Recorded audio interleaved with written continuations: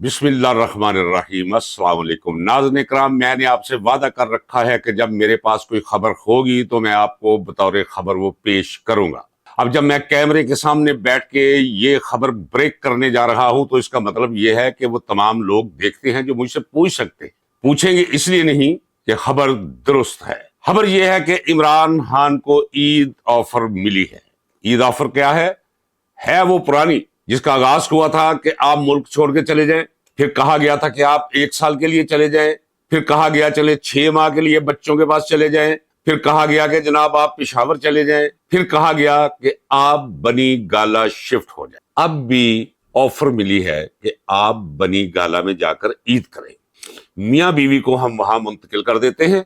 अब 2 महीने तक आपने खामोश रहना है और हम कोई विन विन पोजीशन पैदा करके, कोई सूरत हाल पैदा करके आपको स्पेस देंगे और आप सियासत में आ जाइएगा और फिर मामला तय कर लेंगे। इमरान खान ने एक ही जुमले के अंदर इसे मुस्तरद करके रख दिया है। जुमला क्या था कि या तो आपको अक्ल नहीं या आप मुझे पहचान नहीं रहे कि मैं कौन हूं। मैं इमरान खान हूं। मैं नवाज शरीफ नहीं बनना चाहूंगा। मैं मर जाऊंगा, नवाज शरीफ और जरदारी नहीं बनूंगा। ना मुल्क छोड़ के जाऊंगा और ना जेल को छोड़ूंगा। इकरार करें कि आपने मुझ पर मुकदमा झूठे बनाए थे। मुल्क और कौम की हाथ पर इकरार करें। ये था जवाब इमरान खान का। इतना जरी, इतना बहादुर और इतना कमाल इंसान है वो। सियासत बहुत गलीज शोबा है। पूरी तारीख इंसानी उठा के देख लें। आंखें निकाल देना, सलाहें फेर देना, वादा शिकनी करना, अलहामी किताबों को हाथों पे रखकर किसी को कोई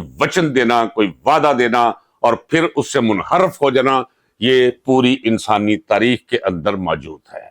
सियासत आज भी वही है। इमरान खान को एक तरफ ईद ऑफर दी जा रही है और दूसरी तरफ उसके खिलाफ मंसूबे बनाए जा रहे हैं, प्रेशर बिल्ड करने के लिए, उसे अंदर से तोड़ने के लिए।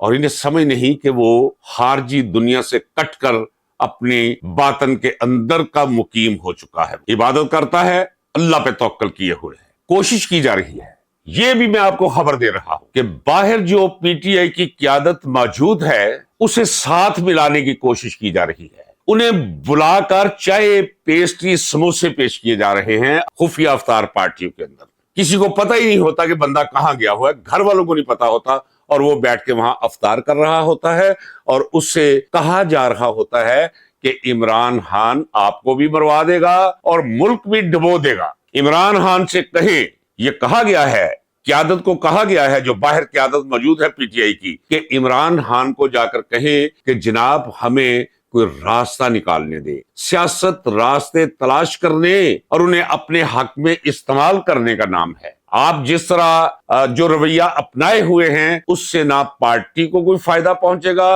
और ना ही हमें कोई रिलीफ मिलेगा और ना ही कोई रास्ता मिलेगा। ये कहा जा रहा है क्यादत को जो बाहर मौजूद है। दूसरी साजिश जो की जा रही है वो मेरी खबर है। इस खबर की आप तस्दीक कर लें, आपको जरूरत नहीं है तस्दीक करने की। ये 10-15 रोज के बाद ये अखबारों की जीनत बनेगी, ये खबर जो मैं आपको दे रहा हूं। और सारे टीवी एंकर्स, ये एंकर्स वैंकर्स कोई नहीं है। एंकर्स होते हैं कि जहाज जब समंदर में तो एंकर्स फेंकते हैं ताकि जहाज रुक जाए, वो वजनी होता है एंकर। ये तो बेवजन लोग हैं, बेजमीर लोग हैं। ये तो जाती उम्रा से हड्डियां भगोड़ने वाले और आईएसपीआर से लिफाफे वसूल और मसूल करने वाला गिरोह है। ये भी कहेंगे जो आज मैं कह रहा हूं वो क्या है, पीटीआई के लोगों को साथ मिलाया जा रहा है कि आप इमरान खान को कायल करें कि ग्रैंड अलायंस जो बनने जा रहा है, मौलाना फजलुर रहमान को उसका सरबराह बना दे और साथ फौजी क्यादत के नुमाइंदे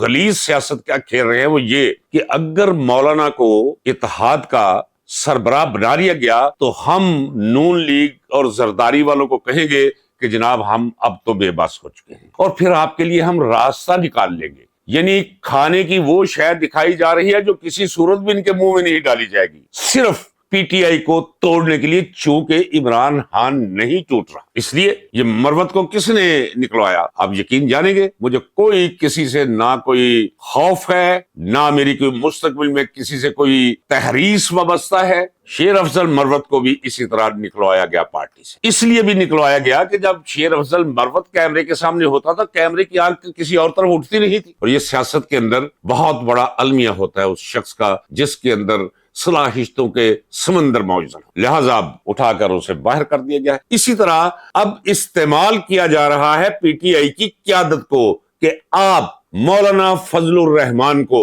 گرینڈ الائنس کا سربراہ بنا لے، اور پھر ہم کہیں گے نون لیگ والوں سے کہ جناب اب تو صورتحال خراب ہو چکی ہے، آپ نئے انتخابات کا اعلان کریں، جو کبھی بھی نہیں کریں گے اس طرح، بلکہ مزید ہلکا اور قافیہ تنگ کریں گے چیئرمین پی ٹی آئی کا بھی اور اس کی جماعت پی ٹی آئی سے وابستہ لوگوں کا۔ اس وقت اگر کوئی سب سے بڑا خطرہ پارٹی کو ہے تو وہ فضل الرحمان سے ہے، یاد رکھیے گا، یہ میں کہہ رہا ہوں۔ ایک صورت ہے، میں پہلے بھی بتا چکا ہوں کہ جب میں مقید تھا جنرل ضیاء الحق کے دور میں پولیٹیکل پریزنر کی حیثیت سے سینٹرل جیل ہری پور ہزارہ، تو یہ وہاں آیا تھا۔ یہ بات ہے آج سے 43 برس پہلے کی، 43 ایئر بیک۔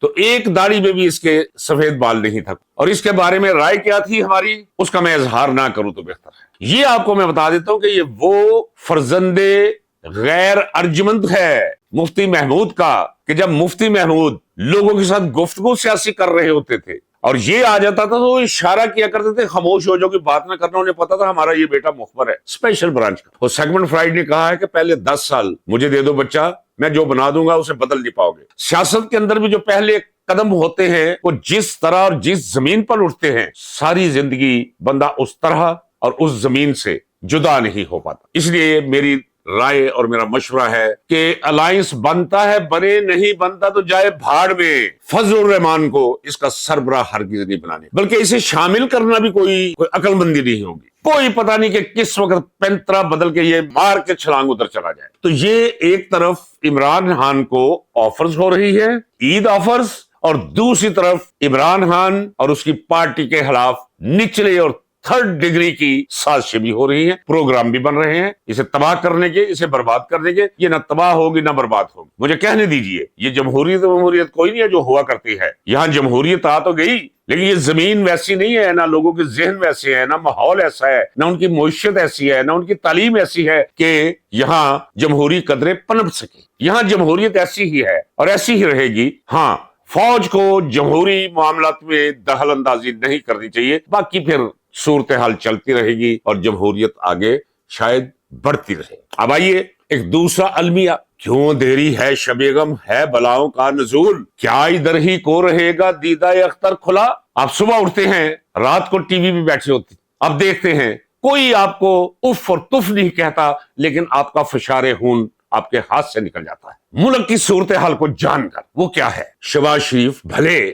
ہارا ہوا ہے 70-80 ہزار ووٹوں سے، بھلے کرپٹ ہے، بھلے ٹیٹیز اربوں روپے کی کا مجرم ہے، اولاد اس کی مجرم ہے، لوٹ مار میں، پلنڈرنگ میں، امبیزلمنٹ میں، لیکن پکڑ کے وزیر اعظم تو بنا دیا گیا۔ اب ایک وزیر اعظم کیا کہہ رہا ہے کہ یہ جو اڑان پاکستان ہے، جو معیشت کے اندر استحکام آیا ہے، اس میں سب سے اہم رول ہمارے آرمی چیف صاحب کا ہے۔ مجھے آرمی چیف سے کوئی اناد نہیں، ہاں ایک سوالیہ نشان ضرور۔ 26 نومبر کی رات کا واقعہ، وہ خون جو ڈی چوک میں بہا، اس سے صرف نظر اور اسے قطع نظر کرتے ہوئے، اس سے اگر جو سو کالڈ وزیر اعظم پاکستان نے ناجائز صحیح اس منصب پر بیٹھ کر کہا ہے کہ ملک کی معیشت کو سنوارنے میں آرمی چیف صاحب کا بڑا رول ہے، بڑا ہاتھ ہے، اگر یہ سٹیٹمنٹ دی ہوتی نریندرا مودی صاحب نے، وزیر اعظم انڈیا، تو آپ یقین جانیں کہ اس کی اپنی party,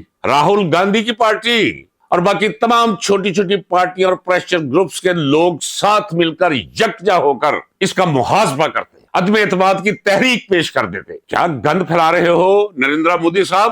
chief of army staff تو وزارت دفاع کے ایک وفاقی سیکرٹری کے ماتحت ہے، اس کا کیا کام ہے معیشت میں؟ یہ سول حکومت کا کام ہوتا ہے، قرضے لینا، خارجہ پالیسی طے کرنا، وفود سے ملنا، دوسرے ممالک کے سربراہان سے ملنا، یہ جہاں بھی جاتے ہیں آرمی چیف کو ساتھ لے کر جاتے ہیں، اور آرمی چیف بھی ایسے چل پڑتے ہیں، استغفر اللہ، اس منصب کی توہین ہے۔ اگر یہ جمہوریت کی توہین ہے، پارلیمنٹ کی توہین ہے کہ وزیر اعظم کہے کہ اگر ملک کی معاشی حالت سنوری ہے، وہ کیا سنوری ہے بتاتا ہوں ابھی میں، جو بربادی آئی ہے، اس میں آرمی چیف کا بڑا رول ہے۔ تو دوسرا یہ بھی بہت بڑا المیہ ہے کہ آرمی چیف ہر ضلع، ہر تحصیل، ہر گاؤں، ہر ملک اور ہر میٹنگ میں یہ نام نہاد مسخرے اور جوکر وزیر اعظم کے ساتھ نظر آئے، وہ بی بی ٹک ٹاک کے ساتھ نظر آئے، یہ منصب کی توہین ہو گئی۔ کوئی کل تو سیدھی رہنے دینا چاہیے اس ملک کی۔ میں دیانتداری سے کہتا ہوں جو ملک کے حالات بنا دیے گئے ہیں، پاگل بھی یہاں رہنا نہ چاہے جو پاگل خانے میں آج بند ہے، بلا تحسیس سے رنگ و نسل، مرتبہ، مقام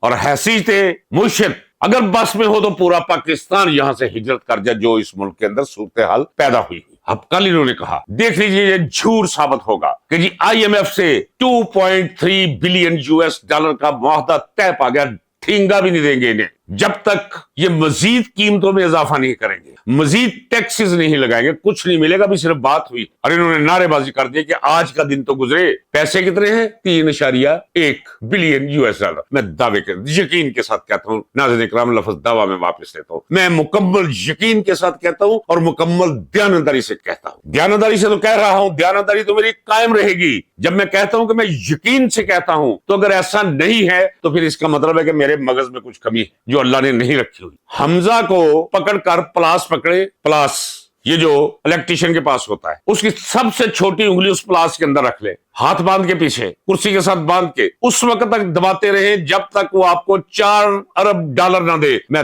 دعوے کے ساتھ کہتا ہوں اس کی جیب سے 4 ارب ڈالر نکلیں گے۔ اسی طرح پلاس سے کان پکڑ کر مروڑے شہباز شریف کے داماد عمران کا 2 بلین US ڈالر وہاں سے گر جائے۔ یہ نواز شریف کے ناظرین سے دیکھنے کی بجائے پیچھے باندھے اس کے ہاتھ، رسا لٹکائے، مرتے تو مرے، کھا گیا ہے اس ملک کو، قوم کو گولی کی سزا دی تھی، سیدھا ہو گیا سارا چین۔ اس سے آغاز کرے، رسا ڈالے، کھینچے، اسے کہا پیسے دو، 5، 7، 10 ارب US ڈالر وہ آپ کو دے سکتا ہے۔ 350 بلین US ڈالر، یہ میں نہیں کہہ رہا، انٹرنیشنل اداروں کی رپورٹ ہے۔ ان لوگوں کے چھپائے ہوئے، لوٹے ہوئے وہ باہر پڑے ہیں، جو نظر آ رہے ہیں، جو نظر نہیں آ رہے وہ چھوڑے۔ ایویں تو لوگ خودکشیوں پہ نہیں آئے ہوئے، ایویں تو عید آئی ہے اور لوگوں کے سانس سوکھے ہوئے ہیں، چھوٹے چھوٹے بچے ہیں، پیدا تو انہوں نے کر لیے، ربر کی جوتیاں خرید کر دینے کے لیے پیسے نہیں ہیں لوگوں کے پاس۔ بچے تو ٹی وی دیکھ رہے ہیں، عید آئی ہے، دسترخوان سجے ہوئے ہیں، یہ شربت پڑے ہیں، یہ انواع و اقسام کے کھانوں سے پہلے سٹارٹرز پڑے ہوئے ہیں۔ وہ بھی انسان ہے، وہ دیکھتی ہے، عقل نہیں ہے، یہ شعور نہیں ہے، وہ کہتے ہیں ہم کیوں محروم ہیں؟ اور پھر جب محرومی کا احساس بڑھ جاتا ہے تو پھر جرائم کا آغاز ہو جاتا ہے۔ 9.5 سے لے کر 10.5 ارب تک بیکار نوجوان اور 2.5 کروڑ بچے ہیں جو اسکول جانے کی عمر کو پہنچے ہوئے ہیں، لیکن اسکولوں کے دروازے کون پہنچائے گا؟ اسکول کون لائے گا انہیں واپس گھر؟ کون خریدے گا ان کی کتاب؟ کون خریدے گا ان کا لباس؟ کون ادا کرے گا ان کی فیس؟ اور جان بوجھ کر سرکاری اسکولوں اور کالجز کی وہ حالت بنا دی گئی ہے کہ اس میں جا کر پڑھنے کے لیے داخل ہونا تو درکنار، دیوار کے قریب سے گزرنے کے لیے کوئی تیار نہیں ہے۔ اور دنستاً یہ کیا گیا ہے، مل کر کیا گیا ہے، یہ اسکول مافیا، تعلیمی مافیا سے اربوں روپے وہ کما رہے ہیں، بندر کی طرح ان کی شکلیں، سڑکوں میں دھکے کھاتے پھرتے تھے، لوگوں کے گھروں میں جا کر پسینہ پوچھتے تھے اور 6 کلومیٹر سفر کر کے لوگوں کے گھروں میں جا کر یہ 150 روپے کی ٹیوشن پڑھایا کرتے تھے۔ اور اب وہ نظام قائم کر لیا ہے۔ وہ نظام کیوں قائم؟ سرکاری اسکولوں کی موت ہوئی ہے تو انہیں حیات ملی، لہذا سرکاری اسکولوں میں ہم سرکاری اسکولوں کے پڑھے ہو، آکسفورڈ والے ہمیں نظر میں نہیں بھاتے، ہمیں پڑھایا گیا ہے، ہمیں لکھایا گیا ہے، ہمیں سکھایا گیا ہے، ہمیں ماحول دیا گیا، ہمارے اندر کھیتی نرم کی گئی تھی، بیج ڈالے گئے تھے۔ آج ہم اور کچھ نہیں تو گزارے موافق عقل اور دانش کے ساتھ اپنی زندگی گزار رہے، انہی اسکولوں کے پڑھے، اور آج اسکولوں کی حالت یہ کر دی کہ تعلیم کو کیا ہوگا؟ اس ملک کا بیڑا غرق کر دیا اور کہہ رہے ہیں کہ جناب اڑان پاکستان، مہنگائی جا کر باہر دیکھ، کیا میں کہوں بیٹھ کے، چینی لے لیں، آٹا لے لیں، کھجورے لے لیں، پھل لے لیں، سبزیاں لے لیں، نمک لے لیں، مرچ لے لیں، جو یہ قیمتیں بتاتے ہیں اسے دگنی قیمتوں پہ بازار ہاتھ نہیں لگایا جا رہا۔ اور یہ اشتہارات، یہ ناظرین اکرام، یہ خدا غرق کرے اس جہالت کو، یہ دیکھیے روزانہ یہ باپ کی تصویر ہے اوپر، اس سے پوچھو قطری حد پیش کے ساری دنیا نے لعنت ماری، یہ پیسے ہمیں قطری نے دیے تھے، ہم نے گھر خریدے تھے، قطری کی لگتا سی تیرا ایون فیلڈ، مے فیئر، پناما، اربوں کی جائیدادیں، اربوں روپیہ بینکوں میں لوٹ کر، اور کیا تھے؟ میں نے کہا تھا کہ بابا ان کے گھر کا ایک پالتو سا صحافی ہے جس کا نام ہے سہیل ورائچ، اس نے کتاب لکھی ان کے لیے، انہیں پروموٹ کرنے کے کے لیے غدار کون, پڑھیے گا, کتاب پڑھنے کے قابل کوئی نہیں ہے, وہ تو ہے انٹرویو کیے ہوئے ہیں اسی کے. اس نے کہا جی آپ ہمیں اپنی تصاویر دے, ہیں تو جاہل نہیں یہ لوگ, انہوں نے پورا البم اسے دے دیا. اچھا اس نے بھی انہیں انقلابی ثابت کرنے کے لیے تصویریں بچپن کی بھی چھاپ دی. 73 میں اس کی شادی ہوئی, کرائے کا پنکھا لگا ہوا ہے, خارج زدہ غریب غریب لوگ بیٹھے ہوئے ہیں, غریب بچے بیٹھے ہوئے ہیں, چپلیں پرانی پہنی ہوئی, یہ شادی ہے. اور اس نے گلے میں سیرا ڈالا ہوا ہے, وہ جو میرا رہا ہے کہ 15 روپے کا ملتا تھا, یہ اچھرا مارکیٹ سے. اور غریب غریب بیچارے کشمیری خاندان کے لوگ جو ہیں اس کے, وہ بیٹھے ہوئے, غریب عورتیں, شکل سے غربت, اور کھرپتی ہو گئی یہ لوگ.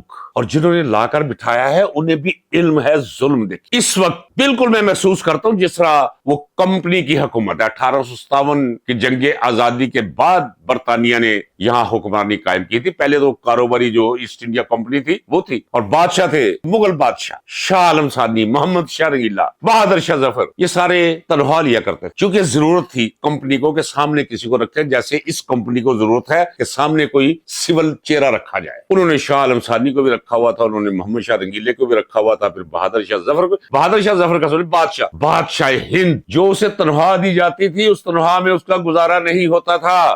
وہ کتاب سب نے پڑھی ہے, بہادر شاہ ظفر کے آخری ایام. تو خواجہ سرا ہوا کرتے تھے گھر میں نوکر, ان کا خرچہ ہی کوئی نہیں تھا, انہیں جو تنخواہ ملا کرتی تھی وہ جمع کیا کرتے تھے. تو بہادر شاہ ظفر کو جتنی تنخواہ ملتی تھی اس میں نوکروں کو تنخواہ دینی ہوتی تھی جو پوری نہیں ہوتی تھی. پھر خواجہ سراؤں سے ادھار لیا کرتا تھا. وہ بادشاہ تھا, جیسے یہ بظاہر حکمران ہے, ان کی حیثیت بھی وہی ہے, اور پیچھے چلا انہیں کمپنی رہی ہے. بہادر شاہ ظفر پر مقدمہ دائر کر دیا ذلیل کرنے کے لیے بادشاہ کو. کیپٹن نے جو دلی کا انچارج تھا اس نے خواجہ سرا سے بہادر شاہ ظفر پہ مقدمہ کروا دیا کہ جناب یہ میرے پیسے واپس نہیں کر رہا, پتہ نہیں 750 کے 800 روپیہ جسے ہم کہتے ہیں. تو بہادر شاہ ظفر کیپٹن کی عدالت میں پیش ہوا ایک مدعا علیہ کی حیثیت سے. وہی منظر یہاں ہے آپ کے ملک کے اندر. اب یہ عمران خان سے کہہ رہے ہیں کہ جناب آپ بنی گالہ منتقل ہو جائے. ان کا خیال ہے کہ شاید بلوچستان میں کوئی ایک دوسرے قسم کی خبر جائے. کے پی کے اندر ٹربولنٹ ٹائڈز ہیں جو زیر سطح ہے, جو بھی نظر نہیں آ رہی, مجھے نظر آ رہی, مجھے دکھائی دے رہی ہے. ناظرین کرام ایک سوال ہے آپ سے کہ جو کچھ اس ملک میں ہو رہا ہے, یہ نہیں کہ میں جانتا ہوں, چلیے اتنا نہیں, تھوڑا بہت تو آپ جانتے ہو کہ ملک تباہی اور بربادی کی طرف جا رہا ہے. ایک شخص امید ہے, کچھ بھی نہیں. ناظرین کرام میں اللہ کی ذات کو گواہ کر کے کہتا ہوں, آپ گواہ رہیے گا میرے کہنے پہ, مجھے کچھ بھی لینا دینا نہیں ہے. بہت آرام ہے مجھے اپنے گوشہ میں, اپنے غار میں, اپنی سامان گاہ میں, کتابوں کے آس پاس میرے پھیلی ہوئی کتابیں, اچھے دوست, اچھی اولاد, عزت, آبرو, سب کچھ. تو میں کوئی بھانڈ ہوں جو تعریف کروں گا کسی کی؟ نہیں.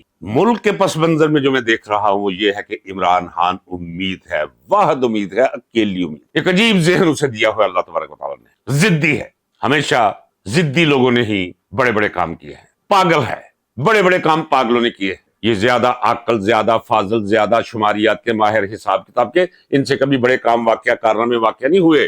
ایماندار ہے, ویژنری ہے, اور جب بات کرتا ہے تو لوگ سنتے ہیں, کان کھڑے ہو جاتے ہیں. یہاں سے گزرتا ہے سب کی آنکھیں پیوست ہو جاتی ہیں اس کی چال ڈھال پہ, اس کے اٹھتے ہوئے ہر قدم پہ. جب بیٹھتا ہے تو اس وقار سے بیٹھتا ہے کہ قومی وقار آسمانوں کو چھوتا محسوس ہوتا ہے. اور رہی صحیح کسر نکال کے رکھتی ہے اس تربیت نے جو پچھلے 2 سال سے اس کی تربیت کی ہے فطرت نے, اور ان جاہلوں کے ہاتھوں کروائی. اندر تو اسے نہیں رکھ سکیں گے لیکن اسے گلا رہے گا. ان کی جرت نہیں اندر رکھنے کی. میں بار بار کہہ رہا ہوں ناظرین اکرام, وہ آ رہا ہے. یہ کوئی یوٹیوبرز کی طرح میں نہیں کہہ رہا ہوں, میں وجدانی اور روحانی سطح پر محسوس کر رہا ہوں. اور کچھ خبریں ہیں جو مجھے بتا رہی ہیں کہ ہاتھ پاؤں پھولے ہوئے ہیں ان کے. یہ کدھر گئی وہ مسمات محسن نقوی, یہ سارے جن کے ترجمان ہے, ایک طلال ہے, ایک وہ پتہ نہیں کوئی نام کے پیچھے برسٹر, ایسے لگتا ہے بازار سے اٹھایا ہوا کیا نا. اور یہ مذاق ہے آپ کے ساتھ اور میرے ساتھ. یہ چیلنج ہے آپ کو اور مجھے. میں تو اس چیلنج کا جواب دے رہا ہوں, بیٹھ کر دیتا رہوں گا, ہے نا. جو دل پہ گزرتی ہے رقم کرتے رہیں گے ہم, پرورش لوہو قلم کرتے رہیں گے, ہم تو کرتے رہیں گے. آپ بھی اٹھیے, آپ بھی بولیے. بالخصوص اہل پنجاب کو تو اب اپنے گناہ دھونے چاہیے. بہت اہم تاریخی موڑ ہے یہ اس حوالے سے جو اس وقت منظر بنا ہوا ہے آپ کے ملک کے اندر. ناظرین کرام اجازت دیجیے, ملتے ہیں اگلے ولاگ میں. اللہ حافظ.